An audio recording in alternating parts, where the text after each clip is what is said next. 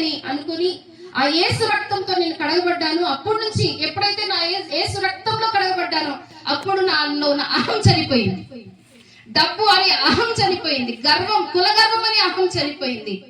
కానీ అప్పటి నుంచి యేసు స్వారూప్యంలోకి రావాలి, ఆయన నాలో ఉన్న ప్రేమ చూపించాలి అని చెప్పని అనేకమైన ప్రాంతాలకు, మరి ముఖ్యంగా ఉన్నతమైన వారితో నేను ఇప్పటికి కూడా స్నేహం చేయను.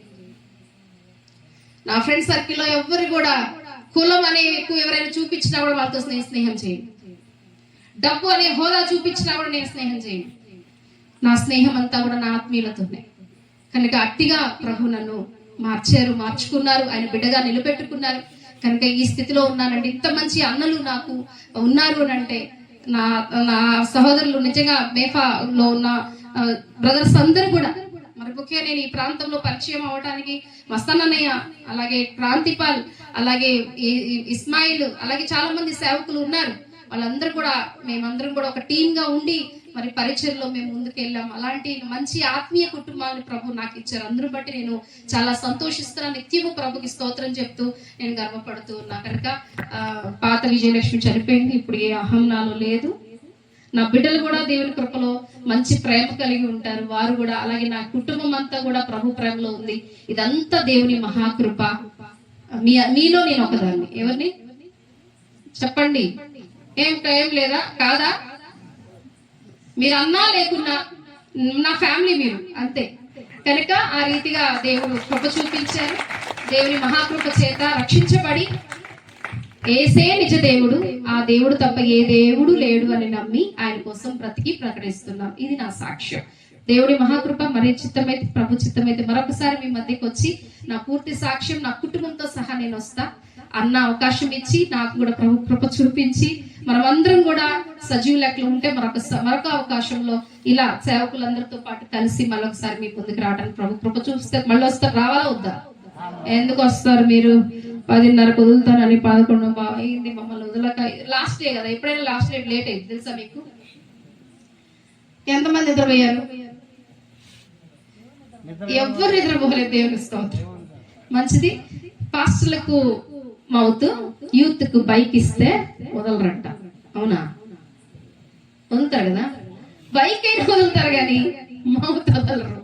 ఎందుకంటే దేవుడు ఇచ్చిన మాట ప్రకటించే వెళ్తాం. అది ఎంతైనా. మీకు విషయం తెలుసా? ఈ రీతిగా ఇలా నిలబడి ఉన్నానంటే ప్రభు కృప, మీ అందరి ప్రార్థన. నాకు షుగర్ 2013 సంవత్సరంలో వచ్చింది. నాకు కొంచెం హెల్త్ ఇష్యూస్ ఉన్నాయి.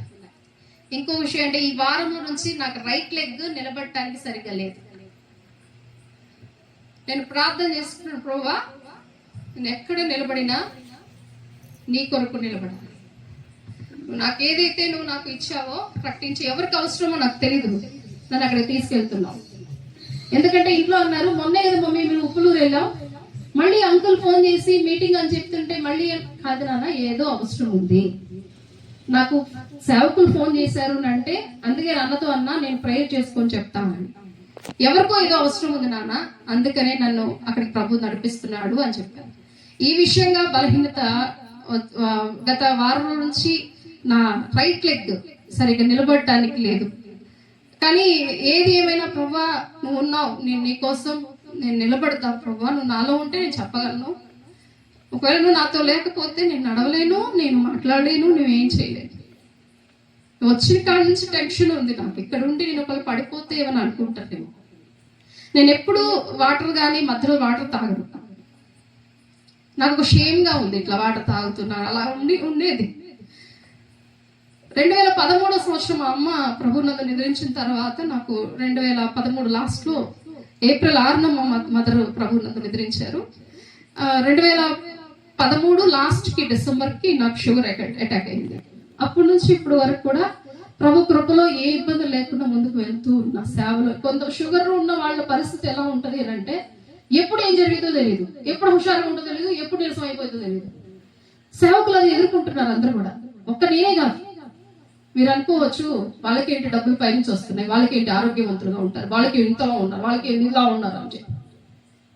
కానీ మా బాడీలో ఉన్న పరిస్థితి ఎలా ఉంటుందో మీకేం తెలుసు.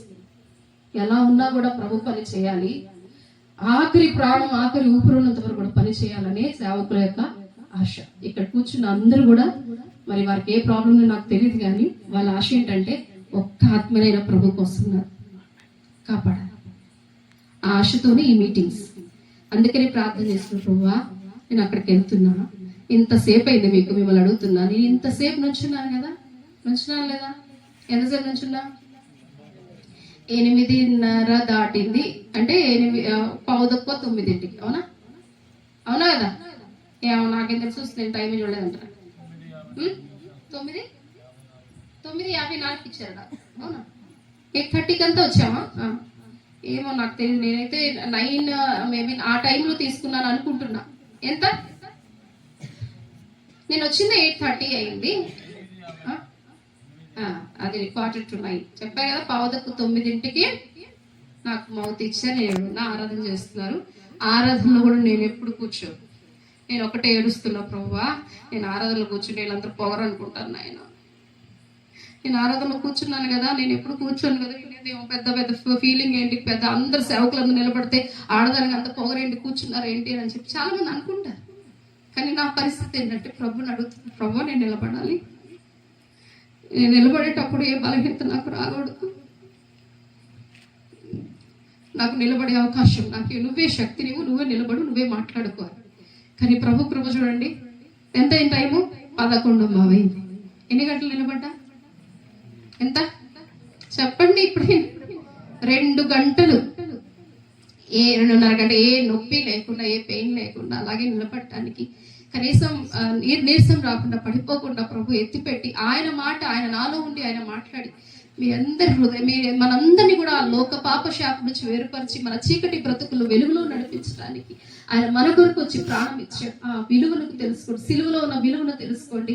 ప్రతి కుటుంబం కోసం మీరు ప్రార్థన చేయండి, స్తుతించండి. గొప్ప కార్యం ప్రభు చేస్తారు. నా జీవితంలో ఎన్నో మేలు చేశారు, మీ జీవితాల్లో కూడా ప్రభు చేస్తారు. అట్టి కృప మీ అందరికి అనుగ్రహించుకున్నారు. ఇది నా సాక్ష్యం చెప్పాలి కాబట్టి చెప్తున్నా, ఎందుకంటే ఇంతసేపు నేను అందుకని మౌత్ ఇవ్వగానే ఏదో ఇంకా